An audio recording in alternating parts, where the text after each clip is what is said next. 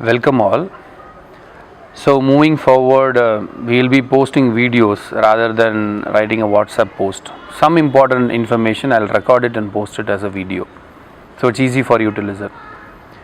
So one of the requests we got in our parenting WhatsApp group is people wanted to know the significance of Kartika Deepam.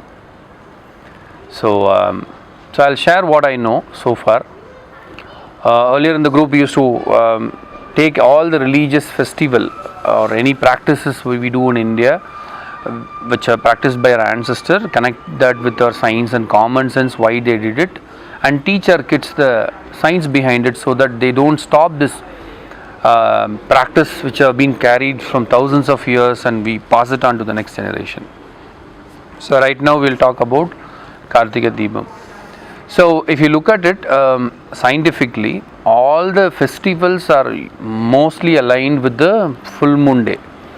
So that's the time the climate around us changes, because moon influences our mind, and every cycle the change in the environment, the society and all other things factors a lot. So based on that, certain festivals are done in combination with certain stars, because in daytime we are always ruled by the sunlight and the heavenly bodies. In the night time, the sunlight's reflection which comes to the moon and hits on us, and the rays coming from the stars which is intersecting the moon and coming to us influences our mind. So both the things are contributor of our day-to-day behavior and character. So and this 2 months, every new moon, full moon day cycle, it's called as one season. So so if you have read it in the mainstream education, there are 4 seasons, but our ancestors have clearly documented 6 major seasons, 6 months, 2 months each, and 6 minor seasons. So every 2 weeks technically they were able to document what kind of changes happens in the environment and what we need to do. They align most of the festivals were created in those kind of intersections or transition on it. So this time it's more of from Uttarayana to Dakshinayana transition, or sun turning towards the south direction. So this is the time we do certain activities. Mostly it's pretty much a very darkest day, most of the dark time in this whole year. That is one of the reason people light lamps. But if we go deeper, if there are some histories in India, history which has been passed on orally, it is never written. So some things which I have heard from in my research with these siddhas and lot of enlightened people, I am just sharing with you. Technically, Kartika Deepam is mostly connected to a specific deity or a person who lived 10,000 years ago, and he was from a forest, and he is the person who destroyed the forest and invented the concept of farming. That means he was able to cultivate, destroy the forest and start cultivating the farming. So, and since he is from the forest and he was taking care of cow and other small domestic animals, and he was also the first person who invented the martial arts. It's called Silambam, Kuttuvarisai, or Varmakalai, or Varma. The Varma massage what we now hear is all comes from that knowledge. The Varma points and Kalari, all these things come from him. And he is also known as, they call him the warrior of, the great god of warrior or something. So this person's symbol what he had, since it's a sign of a victory, they over a period of generation people added a symbol to him. So what happens is, the symbol what they selected is the Simon. They selected. Why Simon they kept it is because when thousands of sperm enters the woman's body, only one, everybody battles and swims towards the egg. That is the final one, only one semen enters the egg. So all other cells would have lost the battle, and only one semen enters. So the symbol of the semen, which is inverted like a head and a tail, is what he has in his hand. So that is called as veil in Tamil. That's the symbol what he has in his hand. People give a lot of version that raising the Kundalini. That's, I don't believe in that. From my research, what I have found is it's not convincing. Kundalini is always compared with the snake. It's never with the veil or that instrument what he has. So this person is none other than Murugan or Kartikeya or Subramanya or Shanmukha or whatever, or Skanda, whatever you call him. He is the person who first converted the forest into a village. It's 10,000 years ago. He started that in the Sri Lanka. That was part of India in those days. That's how it was started. So in that time what he did is, after becoming warrior and everything, why did he become a warrior? 10,000 years ago there might be no battle or it. A very simple thing, when you are destroying a forest and converting into farmland, obviously the tribal people who are in the forest would come and fight for you, right? Why are you destroying our land and converting that into a farming? That is to protect them, because tribal people are a lot more tactical. They know how to handle people inside the forest. So that's how he learned all this self-defense techniques.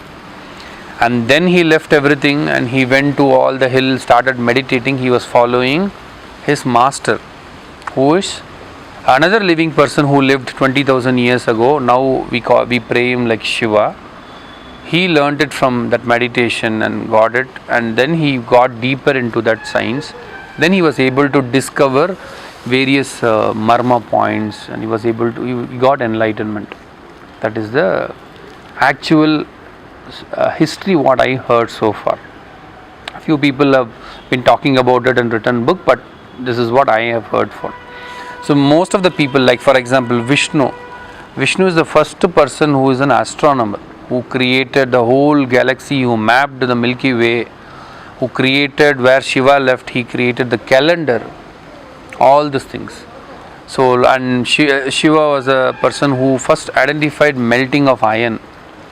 So he is more of a mountain dweller. So from there he was meditating and he invented a lot of knowledge system.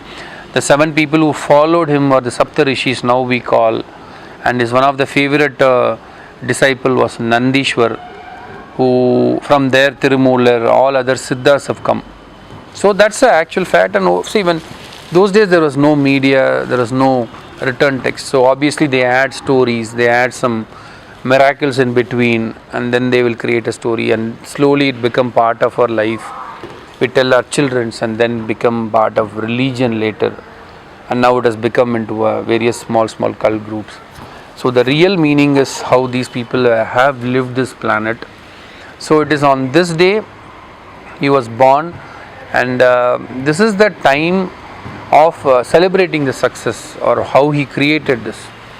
So it's an act of gratitude that we have to show on Kartikeya this particular day, because on this full moon day, what they technically do is they do 3 things. What I know, one is they burn lamps, and that lamp is made of very certain things, because it is made of foxtail millet powder, and they add honey to it, and they create a paste, and they make a lamp that they pour ghee and they light it, and that's a main lamp in the house.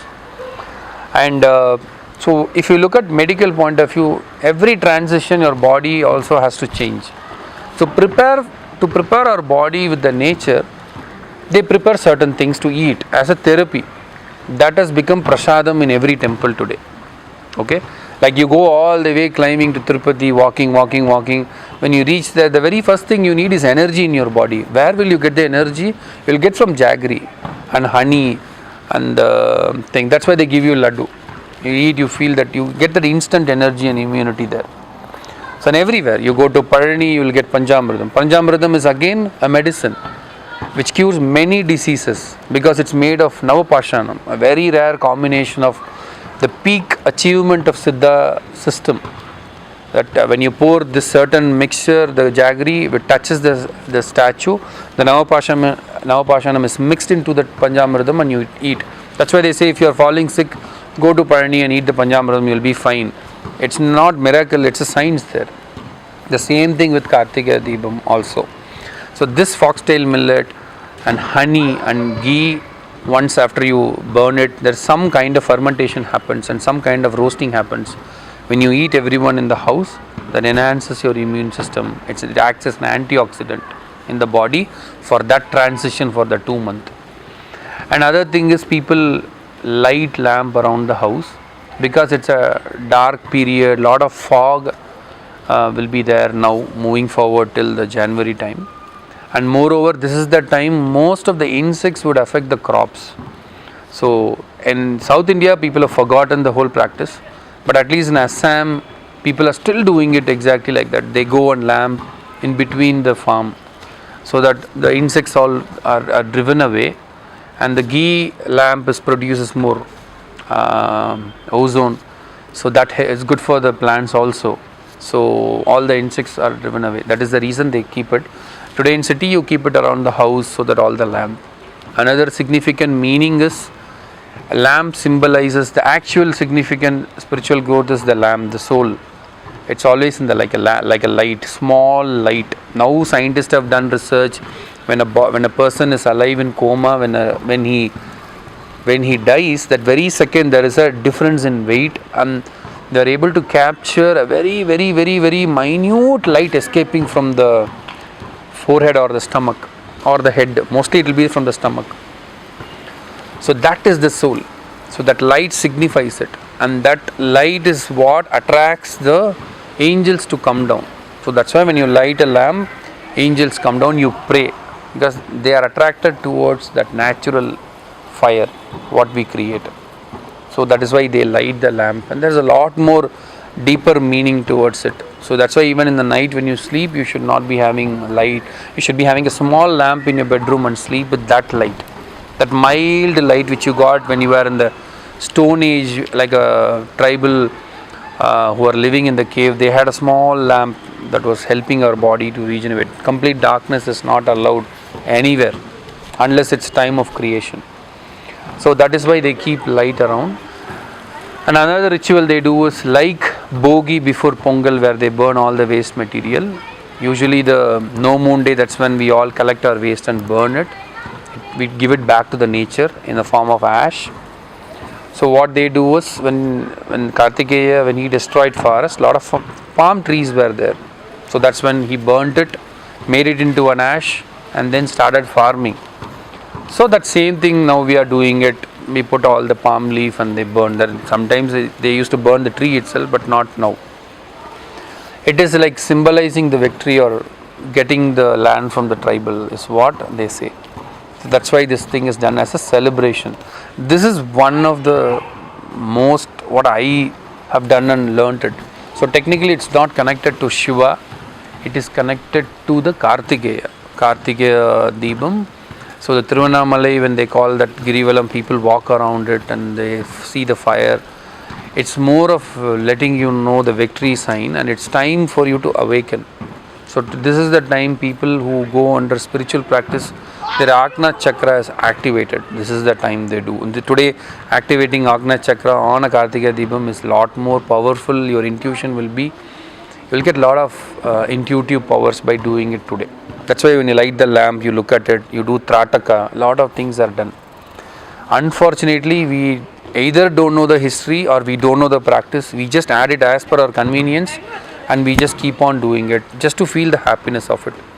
But now you know the meaning and show the gratitude for the farmers, because farmers are the richest people in the past, unlike today, who are the most poor people, because they had the whole bunch of land and they were able to sell the food to everyone.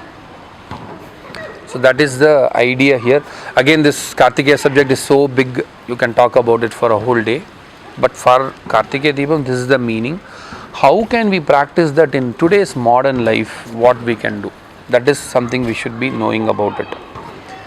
What you can do is take foxtail millet powder, add some honey, add a ghee, make it as a lamp, and show your gratitude to the farmers. Show your gratitude to the person who created farming for everyone, who has invented so many knowledge, who have identified many spiritual destinations in the south, 6 sacred mountains, where each and every mountain has one Siddha's vibration there. So that is the idea, to show gratitude, and look at the lamp and think it like this lamp is coming right into your forehead and meditate, your insight, your intuition would increase. And you eat that lamp later after it's over, next day you eat, it increases immunity for next 4-5 days. It acts as a therapy. And right now too many pollutions, toxin airs. What you can do is take a earthen lamp and try to put some ghee or gingerly oil, only two, any of these two, and lamp it. Why they have used ghee and oil is something very interesting thing I have discovered is, earlier days we were using animal fat to burn, but now only when the farming was introduced, Kartikeya found a way of bringing oil out of plant. That's why sesame oil came out.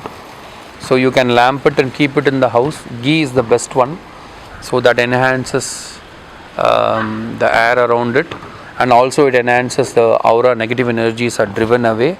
So light as many lamps as possible, and let's not get into specific, should I be doing it in 6 or 100 or light a lamp. That's an idea. More you light, better you are. Lesser you do it, according to your convenience you do it. Very, very simple. And be in that gratitude mode. That is something we can do in today's world. You do not have to burn palm trees. We have already killed many trees right now. That was just to show a sign of a victory. That's all. Now we don't have to do it in today's world. So you don't have to really burn and do it. So, and you can do a full moon day meditation tomorrow. So already the audio is there added in the group. If you can practice that. So that act of gratitudeness to the Kartikeya is the practice of Kartika Deepam. There are many deeper versions. This is what I have found out and what I have learnt it. I am just sharing you a very different version. So it's more about Kartikeya, not about Shiva. So this is the day you can do it. Shivaratri is a different day where you completely go into meditation. That's a different story. But right now this is the meaning for it. Feel free to practice it or ask questions. We can discuss it in all the groups. And see you all in the next video, and happy Kartika Deepam and Farmers Day. Thank you.